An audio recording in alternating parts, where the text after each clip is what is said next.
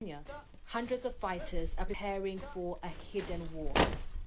These are men and women of the Oromo Liberation Army. The OLA says its people, the Oromo, have been oppressed for more than a century.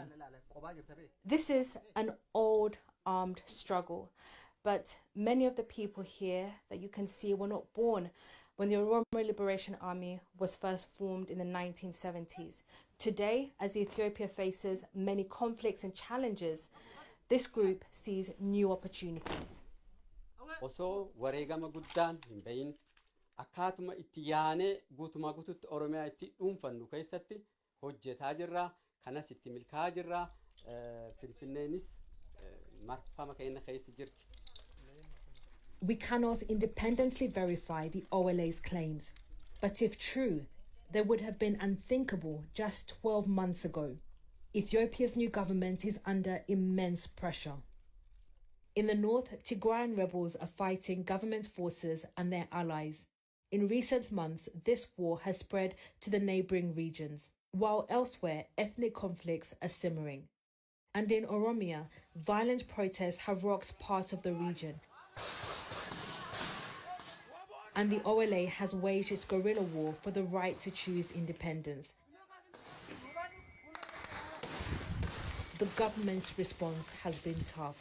In this video shared on social media, two young men are marched into the bush, allegedly by the police.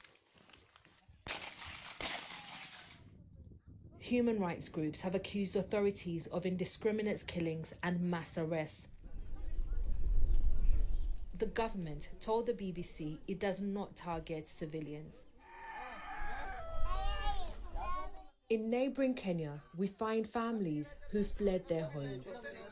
Even here in Kenya, you can still see the consequences of the conflict that's happening just across the border over there in Ethiopia.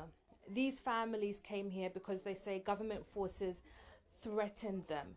They've been here for about 4 months now, and they say they're struggling to find basic things like food, water, and crucially, medicine as well. We've just been told that a 7-year-old died here a week ago because the family couldn't find help.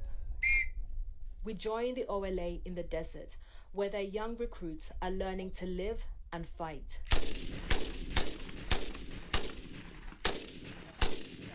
A lot of young people here are disaffected with the government, and with so many politicians and opposition leaders currently in detention, a lot of them are seeing this as the solution.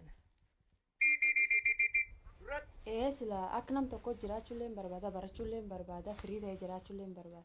Garuu yoo firii ta'ee yookaan baradhee sabii ankee jiruu fi uummati Oromoo guutuun hacuucaaf saamichaaf ajjeecha jal jiru yookaan garbummaa bashaa jal jiru yoo taate wanni ani nyaadhe dhuguuf barnootillee natti mijaa waan taateefi. But the OLA has also been accused of atrocities. These images were given to us by Amhara activists. They claim they show the gruesome aftermath of an OLA massacre.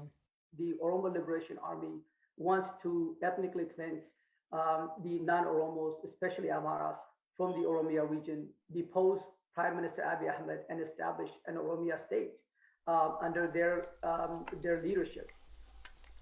The rebels have denied killing civilians and say they would welcome independent investigations.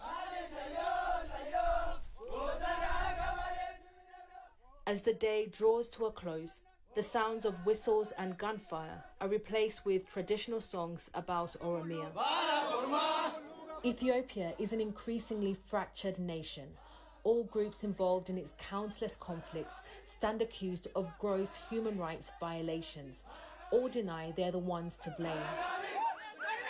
But what's certain is that it's ordinary people who are suffering, and that seems unlikely to end anytime soon.